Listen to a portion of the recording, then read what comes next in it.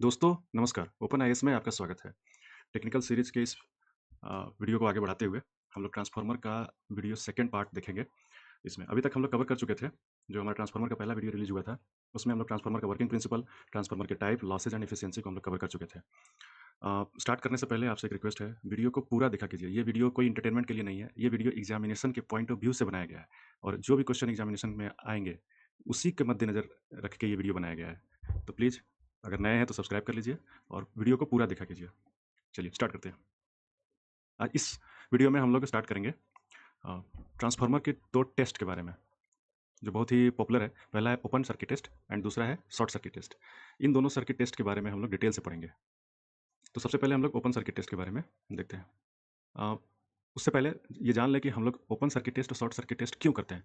Open circuit test और short circuit test करने के पीछे हमारा मकसद होता है ट्रांसफार्मर में लॉसेस को फाइंड करना और ट्रांसफार्मर का इक्विवेलेंट सर्किट के पैरामीटर्स को निकालना, सो डैट कि जो ट्रांसफार्मर एक कॉम्प्लिकेटेड स्ट्रक्चर है उसका एक सिंपल इक्विवेलेंट सर्किट डायग्राम बनाया जा सके।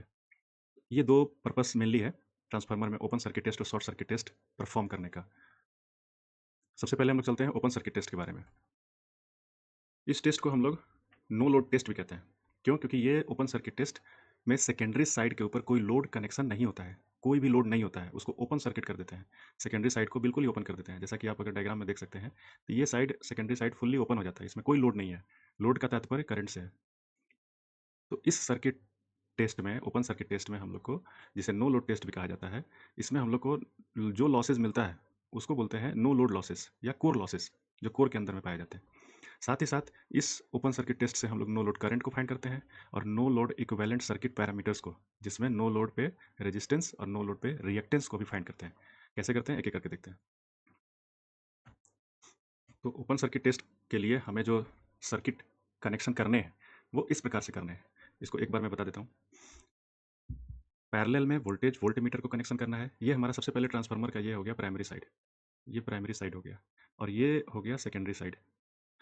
प्राइमरी साइड में वोल्टेज, वोल्ट को मेजर करने के लिए वोल्टमीटर, करंट को मेजर करने के लिए आमीटर और पावर लॉसेस को, यानी उस साइड में जो पावर कंज्यूम होगा इस वोल्टेज और करंट के कारण, उसको मेजर करने के लिए वाट मीटर का कनेक्शन किया जाता है। सबसे पहले इस बात को समझ लीजिए। और ये तीनों कनेक्शन ओपन सर्किट टेस्ट में प्राइमरी साइड में करते हैं।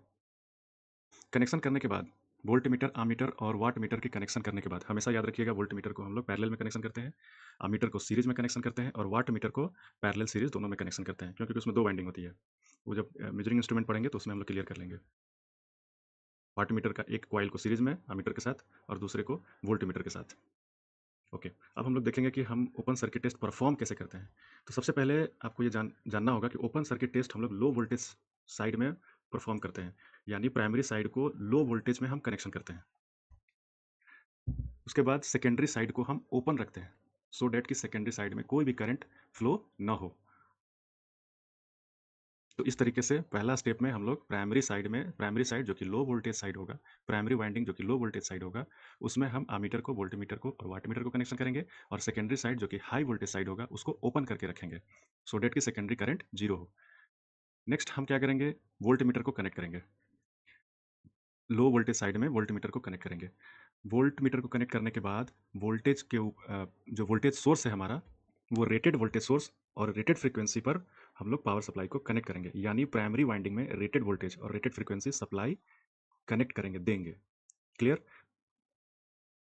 जैसे ही कनेक्शन हम प्राइमरी साइड में वोल्ट मीटर का रेटेड वोल्टेज पे हम कर देंगे, तो सर्किट कंप्लीट होने के कारण करंट फ्लो होने लगेगा और ये करंट हमारे प्राइमरी वाइंडिंग में फ्लक्स क्रिएट करेगा और इस फ्लक्स के कारण हमारा जो प्राइमरी वाइंडिंग में वोल्टेज इंड्यूस होगा कोर के अंदर, और प्राइमरी वाइंडिंग से वोल्टेज इंडक्शन सेकेंडरी वाइंडिंग में होगा। तो इस तरीके से हमारा सबसे पहले प्राइमरी वाइंडिंग में वोल्टेज इंड्यूस होगा एंड देन सेकेंडरी वाइंडिंग में वोल्टेज इंड्यूस होगा। बट सेकेंडरी वाइंडिंग चूंकि कनेक्टेड नहीं है, तो वो वोल्टेज इंड्यूस फुल, जो जितना वोल्टेज इंड्यूस हुआ है वो टर्मिनल के क्रॉस वोल्टेज मेजर होगा बट करंट जीरो होगा। नेक्स्ट हम क्या करेंगे, जब रेटेड वोल्टेज सप्लाई देने से प्राइमरी वाइंडिंग का कनेक्शन जब सर्किट कंप्लीट होता है, तो प्राइमरी साइड में एक करंट फ्लो होता है, that is called no load current. Rate फिर से रिपीट कर देता हूँ, रेटेड वोल्टेज पे प्राइमरी साइड में जो करंट फ्लो होता है उसे कहते हैं नो लोड करंट। जिसको आई नॉट से डिनोट किया गया है। ये आई नॉट से डिनोट किया गया है, यानी ये आई नॉट करंट फ्लो करेगा और इसी को कहते हैं नो लोड करंट। इसको हम लोग डिनोट करते हैं आई नॉट से। प्राइमरी साइड में नो लोड करंट फ्लो होने के बाद वाट मीटर में रीडिंग आएगी और वो रीडिंग आएगी जो प्राइमरी साइड में कोर लॉसेस जितना हुआ है, यानी प्राइमरी साइड में जो रेटेड वोल्टेज होगा उसकी रीडिंग वोल्टीमीटर से होगी। जो नो लोड करंट का मेजरमेंट होगा वो आमीटर से होगी और जो वाट मीटर है वो हमारा प्राइमरी साइड में नो लोड लॉस को, यानी पावर कंज्यूम प्राइमरी साइड में कितना हो रहा है उसको मेजर करेगा। और इसी जो पावर मेजर किया है वाट मीटर, वो जितना मेजर किया है वही होगा टोटल कोर लॉस। इसी को हम लोग देख लेते हैं कि जब हम रेटेड वोल्टेज को सप्लाई करते हैं तो जो नो लोड करंट का मैग्नीट्यूड होता है वो मात्र 2 to 5% of the full load current. जब हम सेकेंडरी साइड में फुल लोड कर देंगे तो उसका 2%, मात्र 2% ही प्राइमरी साइड में नो लोड करंट होता है, मात्र 2% ही। और चूंकि प्राइमरी साइड में ये जो फुल लोड करंट का मात्र 2% हो रहा है, तो उस 2% के कारण जो आई स्क्वायर आर लॉसेज होगा, यानी कॉपर लॉस होगा, वो निग्लेजिबल होगा। और प्राइमरी करंट में सिर्फ और सिर्फ कोर लॉस होगा प्राइमरी करंट के कारण। ठीक है, ये जो प्राइमरी करंट है इसके सप्लाई के कारण कोर लॉस होगा। क्यों? क्योंकि प्राइमरी करंट का magnitude 2% of the full load current है, तो कॉपर लॉस निग्लेजिबल हो जाएगा। जैसा कि हम जानते हैं कि जो आयरन लॉसेज है वो ट्रांसफार्मर में सप्लाई वोल्टेज और फ्रिक्वेंसी पे डिपेंड करता है। इसी सप्लाई वोल्टेज के कारण, जो हमारा जो रेटेड वोल्टेज सप्लाई की है उसके कारण जो फ्लक्स, जो करंट फ्लो हुआ उसके कारण जो फ्लक्स क्रिएट हुआ, उसी फ्लक्स के ऊपर ये आयरन लॉसेस जो दो टाइप की होती है, ईडी करंट लॉसेस और हिस्टेरिसिस लॉसेस, जो पिछले पार्ट 1 लेक्चर में मैंने बता चुका है। अगर आप नहीं जानते हैं या नहीं देखे हैं तो आप प्लीज़ उसको देख लीजिए। तो कहने का मतलब है कि आयरन लॉसेस जो ट्रांसफार्मर में होता है वो फुल्ली फ्लक्स के ऊपर डिपेंड करता है, जो कि जो फ्लक्स सप्लाई वोल्टेज और फ्रीक्वेंसी के कारण जनरेट होता है। यानी आयरन लॉसेस जो होता है वो ऑल लोड्स पे सेम होता है। क्यों सेम होता है? क्योंकि जो फ्लक्स जो जनरेट हुआ है वो सिर्फ और सिर्फ सप्लाई वोल्टेज और फ्रीक्वेंसी के ऊपर डिपेंड कर रहा है, किसी और चीज़ के ऊपर डिपेंड नहीं कर रहा है। तो चूंकि हम लोग सप्लाई में रेटेड वोल्टेज दे दिया है, फ्रीक्वेंसी भी कांस्टेंट कर दिया है, तो फिर वो चेंज होने का सवाल ही नहीं उठता है। यानी कहने का मतलब है कि नो लोड पे जो लॉसेज होता है वो कोर लॉस, सिर्फ कोर लॉस ही होता है, कॉपर लॉस नेग्लिजिबल होता है। और ये जो कोर लॉस होता है वो नो लोड या लोडेड कंडीशन में भी सेम होता है। इस ओपन सर्किट टेस्ट को परफॉर्म करने के लिए हम लोग लैब में कैसे परफॉर्म करेंगे? तो लैब में हमारी चूंकि 3 मीटर लगा हुआ है, एक वोल्ट मीटर, एक आमीटर एंड तीसरा वाट मीटर। तो वोल्ट मीटर से हम वोल्टेज मेजर करेंगे, जो वोल्टेज रेटेड वोल्टेज होगा यहाँ लिख देंगे। रेटेड वोल्टेज पे जो हमारा no load current ammeter measure करेगा वो हम लोग यहाँ लिख देंगे, एंड जो वाट मीटर मेजर करेगा वो हम लोग यहाँ लिख देंगे। तो इस तरीके से हम लोग टेबल बना लेंगे लैब में और ओपन सर्किट टेस्ट को परफॉर्म कर लेंगे। इस टेस्ट को परफॉर्म करने के बाद कुछ कैलकुलेशन करना, जो इक्विवेलेंट सर्किट डायग्राम खींचने के लिए कुछ पैरामीटर्स को फाइंड किया जाएगा। ये 3 ऑब्जर्वेशन जो आए हैं उसी के बेसिस पे। तो जैसा कि हमारा जो पावर मेजर हुआ है वाट मीटर के थ्रू, ये नो लोड पावर है। ठीक है, और जैसा कि हम जानते हैं कि एसी के केस में जो पावर होता है वो वी आई कॉस फाई होता है। V1 क्या हो गया? हम लोग इनपुट वोल्टेज रेटेड वोल्टेज दे रहे हैं। आई जीरो क्या हो गया? No load current, cos phi not no load current पे पावर फैक्टर। और ये बराबर कितना होगा? आयरन लॉस के बराबर होगा। क्यों? क्योंकि यही वाट मीटर ने मेजर किया है। तो यहाँ से हम लोग को इक्वेशन मिल रहा है। क्या मिल रहा है? Iron loss is equal to V1 I not cos five.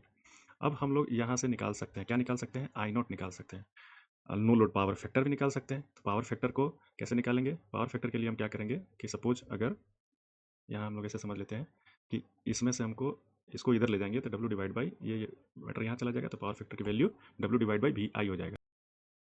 ये पावर फैक्टर क्यों निकाला गया है वो आगे समझ में आएगा।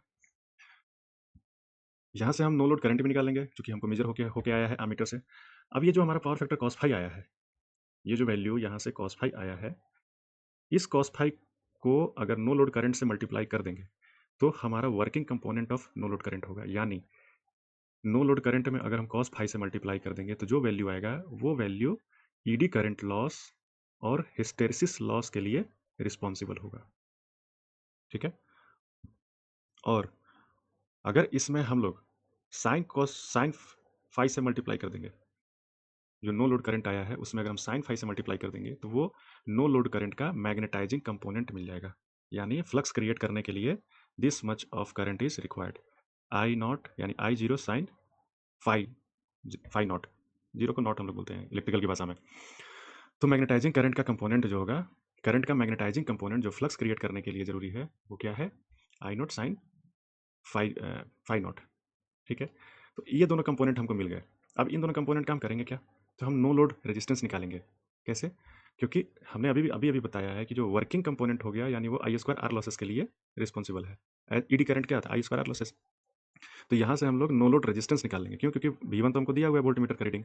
आई डब्ल्यू हमको निकल गया। कैसे? I not into cos phi not. तो हमारा नो लोड रेजिस्टेंस निकल गया। और इसी तरीके से हम लोग नो लोड इंडक्टेंस निकाल लेंगे। क्यों? क्योंकि मैग्नेटाइजिंग कंपोनेंट हमको आ चुका है। तो W one divide by I am, जब इसको हम लोग डिवाइड करेंगे तो ये मैग्नेटाइजिंग मैग्नेटाइजिंग किस में होता है? इंडक्टर प्रॉपर्टी में होता है मैग्नेटाइजेशन। रेजिस्टेंस में तो होता नहीं है। तो इंडक्टेंस, उसी को रिएक्टेंस बोलते हैं। तो रिएक्टेंस की वैल्यू क्या हो जाएगी? Voltage divide by magnetising current. तो ये दोनों वैल्यू आने के बाद हम इक्विवेलेंट डायग्राम इसका हम देख सकते हैं। ओपन सर्किट टेस्ट करने के बाद हमें क्या क्या मिला? पहला, कोर लॉस मिल गया, नो लोड करंट मिल गया, नो लोड रिएक्टेंस मिल गया और नो लोड रेजिस्टेंस मिल गया। तो अगर हम इक्विवेलेंट सर्किट डायग्राम को देखेंगे तो ये जो पोर्शन मिला है हमको, ये हो गया मैग्नेटाइजिंग कंपोनेंट, और ये जो पोर्शन मिला है ये हमारा हो गया वर्किंग कंपोनेंट। ठीक है? नहीं सॉरी, ये है प्राइमरी रेजिस्टेंस, प्राइमरी वाइंडिंग का रेजिस्टेंस और रिएक्टेंस। ये कोर का दो पार्ट मिल गया है। ठीक है, इसको फिर से करते थे। कोर का ये प्राइमरी वाइंडिंग का रेजिस्टेंस, रिएक्टेंस। ये जो कोर हमारा है ना, कोर में दो कंपोनेंट मिल गए, एक रेजिस्टिव पार्ट और एक रिएक्टिव पार्ट। रिएक्टिव पार्ट जो है वो क्या करता है? मैग्नेटाइजेशन करता है, कोर का मैग्नेटाइजेशन करता है। और रिएक्टिव पार्ट क्या होता है? इससे कोर में कॉपर लॉसेज होते हैं जो निग्लिजिबल होता है। तो आई डब्ल्यू की वैल्यू बहुत ही कम होती है और आई एम की वैल्यूज बहुत ज़्यादा होती है। इसी कारण से प्राइमरी वाइंडिंग में मैग्नेटाइजेशन बहुत ज़्यादा होता है। ठीक है? और उसी मैग्नेटाइजेशन प्रॉपर्टी के कारण copper losses, sorry, core losses होते हैं। तो ओपन सर्किट टेस्ट से हमको क्या मिल गया? ये मिल गया। ये तो ऑलरेडी दिया हुआ है वाइंडिंग का रेजिस्टेंस और रिएक्टेंस। ये हमको ओपन सर्किट टेस्ट से मिल गया और ये हमारा वाइंडिंग पार्ट है, प्राइमरी और सेकेंडरी। अब हम लोग शॉर्ट सर्किट टेस्ट के थ्रू ये वाला पार्ट जानने का कोशिश करेंगे। ये वाला पार्ट कैसे निकलेगा? वो शॉर्ट सर्किट टेस्ट के थ्रू निकलेगा। ये पार्ट निकल गया, अब हमको इसकी तरफ हम लोग चलते हैं। तो स्टार्ट करते हैं short circuit test. Short circuit test, जैसा कि हम जानते हैं कि short circuit test high voltage side में परफॉर्म किया जाता है। और शॉर्ट सर्किट टेस्ट हम करते क्यों हैं? कॉपर लॉस को फाइंड करने के लिए। जैसा ओपन सर्किट टेस्ट में हम आयरन लॉस को फाइंड करने के लिए, कोर लॉस यानी फिक्स्ड लॉस को फाइंड करने के लिए हम ओपन सर्किट टेस्ट करते हैं, उसी तरीके से शॉर्ट सर्किट टेस्ट हम कॉपर लॉस, वेरिएबल लॉस यानी सेकेंडरी साइड का लॉस हम फाइंड करने के लिए हम लोग शॉर्ट सर्किट टेस्ट करते हैं। तो short circuit test, open circuit test किधर होता था? लो वोल्टेज साइड में। Short circuit test just opposite हो जाएगा। शॉर्ट सर्किट टेस्ट हम लोग हाई वोल्टेज साइड में परफॉर्म करेंगे, यानी जितने ऑपरेटर्स है उसको हम लोग, चाहे वोल्ट मीटर हो, मीटर हो या फिर वाट मीटर हो, उसको हम लोग हाई वोल्टेज साइड में कनेक्ट करेंगे और लो वोल्टेज साइड को हम लोग शॉर्ट कर देंगे। इसको हम लोग कैसे परफॉर्म करते हैं, एक एक करके हम लोग एनिमेशन से देखते हैं कैसे इसको हम लोग कनेक्शन करते हैं लैब में। तो सबसे पहले हमारा बेस डायग्राम जो वाइंडिंग, ये है primary winding, secondary winding transformer का। पैरेलल में हमने वोल्ट मीटर को कनेक्ट कर दिया और इस तरीके से कनेक्शन वाट मीटर का होता है। एक कॉइल पैरेलल होता है वोल्ट मीटर का और एक कॉइल होता है करंट के आमीटर के पैरेलल, और सॉरी सीरीज में, और आमीटर को सीरीज में हमने कनेक्ट कर दिया। तो ये हाई वोल्टेज साइड में हमने 3 कनेक्शन कर दिए हैं। इसको हम लोग देख लेते हैं एनिमेशन से कैसे कैसे करते हैं। सबसे पहले हम लोग जानते हैं कि स्टार्ट करते हैं कि शॉर्ट सर्किट टेस्ट हम लोग हाई वोल्टेज साइड, जो कि प्राइमरी वाइंडिंग में कनेक्शन होता है, हाई वोल्टेज साइड में परफॉर्म करते हैं, और सेकेंडरी वाइंडिंग जो कि लो वोल्टेज साइड होता है उसको शॉर्ट करते हैं। इसके बाद हम लोग वोल्टेज सप्लाई को हाई वोल्टेज साइड में वोल्टेज को 0 से बढ़ाते हैं। जैसे जैसे हम वोल्टेज को बढ़ाते हैं करंट फ्लो होता है, प्राइमरी साइड में ये करंट फ्लो होता है, और चूंकि सेकेंडरी साइड हमारा शॉर्ट सर्किटेड है तो उसके इंडक्टेंस के कारण सेकेंडरी साइड में भी करंट फ्लो होगा। चूंकि शॉर्ट सर्किटेड है तो यहाँ रेजिस्टेंस नहीं है, जो करंट फ्लो हो रहा है वो यहाँ आमीटर में रिफ्लेक्ट हो रहा है, मेजर हो रहा है। हम वोल्टेज को तब तक बढ़ाते हैं जब तक आमीटर में रेटेड करंट फ्लो ना हो जाए। ठीक है? तो वोल्टेज को हम लोगों ने कनेक्शन किया और उसको बढ़ाते गए। जैसे ही वोल्टेज को हम रेटेड वोल्टेज का 5 से 10% ही बढ़ाते हैं, हमें सर्किट में रेटेड करंट सेकेंडरी साइड में और आमीटर में रेटेड करंट फ्लो मिल जाता है। तो सेकेंड शॉर्ट सर्किट टेस्ट में जो सप्लाई वोल्टेज है वो हाई वोल्टेज का मात्र 5 से 10% ही हो पाता है, और उतना ही में हमें रेटेड करंट मिल जाता है। क्यों? क्योंकि सेकेंडरी साइड लोड शॉर्ट है। इस कारण से कम वोल्टेज में ही हमको कम वोल्टेज चाहिए होता है, और लैब में इतना कम वोल्टेज आराम से हो जाता है। कहने का मतलब है कि अगर ये हाई वोल्टेज 11 केवी का 3.3 केवी का अगर होता, तो यहाँ पे हमको इसका 10% 330 वोल्ट में ही हमको मिल जाता है। ठीक है। तो हम लोग नेक्स्ट क्या देखेंगे कि हमें रेटेड करंट फ्लो हो रहा है या नहीं हो रहा है। ये रेटेड करंट हमारा फुल लोड रेटेड वोल्टेज का 5 से 10% पे ही मिल जाता है, और इसको हम लोग लोड करंट IL से के नाम से जानते हैं। और इस रेटेड करंट पे जो वाट मीटर की जो रीडिंग आती है, वही कॉपर लॉस होता है। ठीक है, ये कॉपर लॉस क्यों होता है, उसके पीछे आयरन लॉस क्यों नहीं होता है?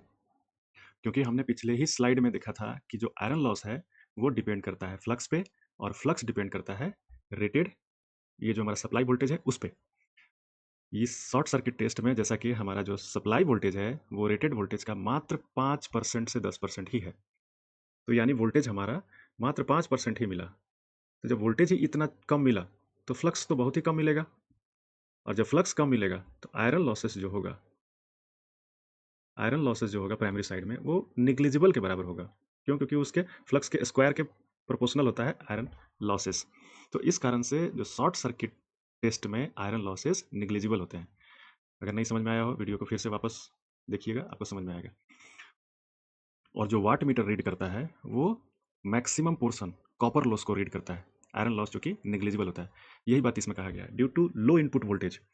लो इनपुट वोल्टेज कम 5% ऑफ द रेटेड वोल्टेज, यानी कम होने के कारण जो फ्लक्स होता है कोर में वो काफ़ी कम प्रोड्यूस होता है, और ये जो कोर लॉस है वो फ्लक्स के स्क्वायर के प्रोपोर्शनल होता है। यानी कोर अगर कम है तो फ्लक्स अगर कम है तो कोर लॉस डबल, उतना स्क्वायर गुना कम होगा। ये हमारा कोर लॉस का नेग्लिजिबल के पीछे रीजन है। ठीक है।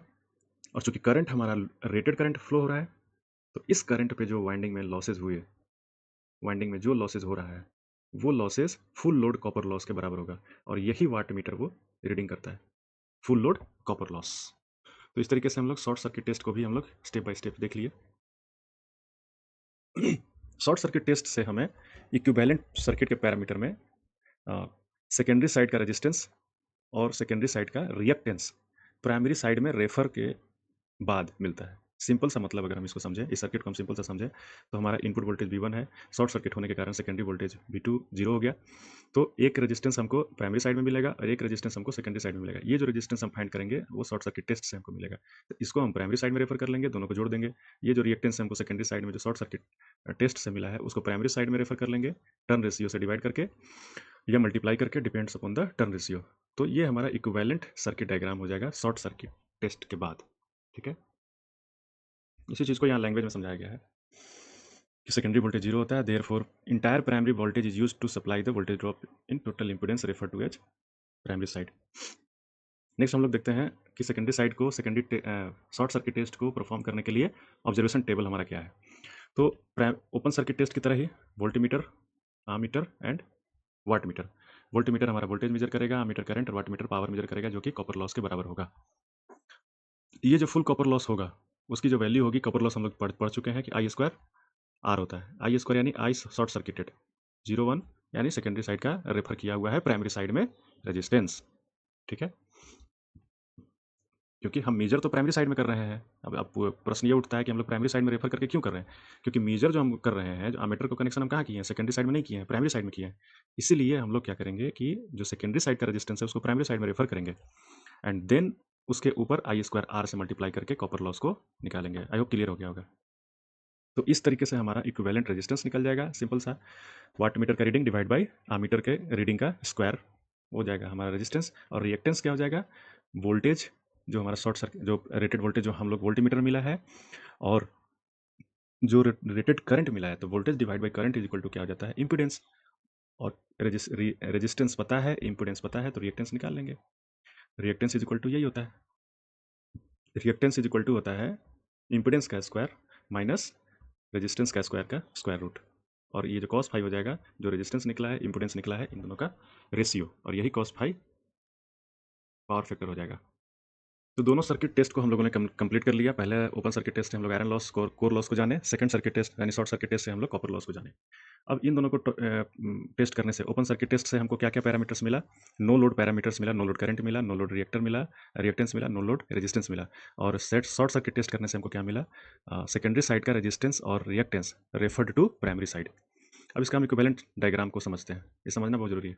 ये तो हमारा प्राइमरी का रेजिस्टेंस और रिएक्टेंस है, ये हमको no load open circuit test या नो लोड टेस्ट से मिला है, और ये हमको मिल गया शॉर्ट सर्किट टेस्ट से।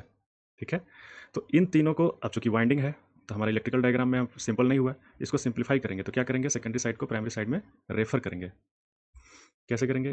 पहले वाइंडिंग हम हटा दिए। आप पिछले डायग्राम को अगर ध्यान से देखेंगे तो आपको पता चलेगा कि वाइंडिंग इसमें था, ये वाला पार्ट वाइंडिंग बीच में दिखाई दे रहा होगा, ये है।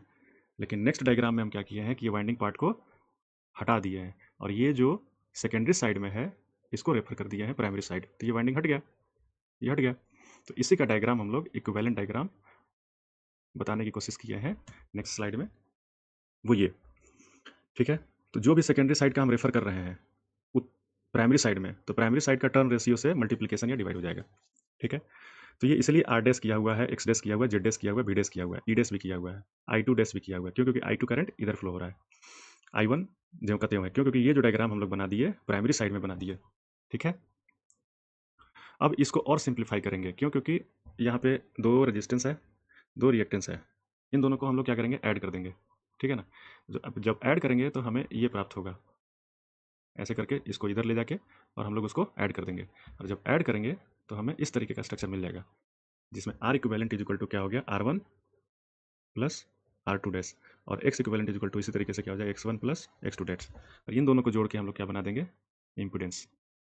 ठीक है, तो इस तरीके से हमारा ट्रांसफार्मर का इक्विवेलेंट सर्किट डायग्राम हो गया। अब नेक्स्ट हम लोग समझते हैं कि ट्रांसफार्मर की जो रेटिंग होती है वो किलो वोल्ट एम्पियर में क्यों होती है।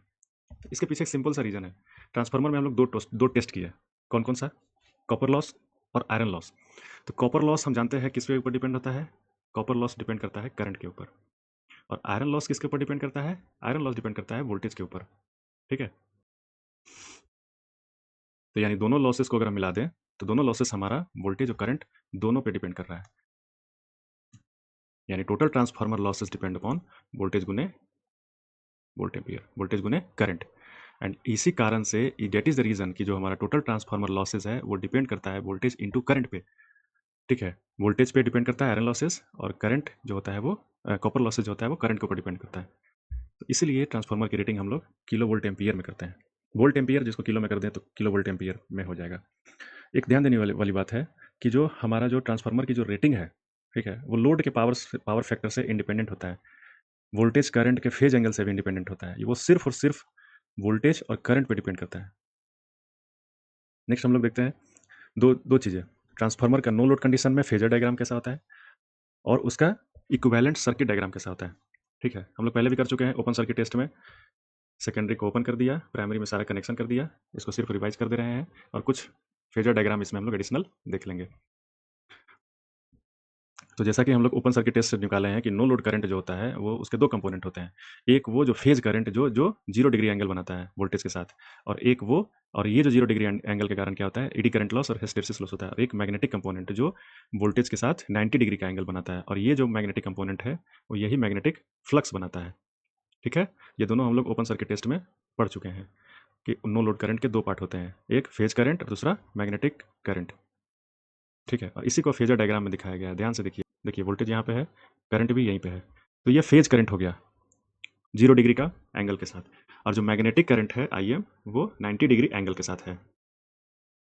ठीक है, इन दोनों का जब हम वेक्टर समेशन करेंगे तो ये हमारा मिल जाएगा नो लोड करंट।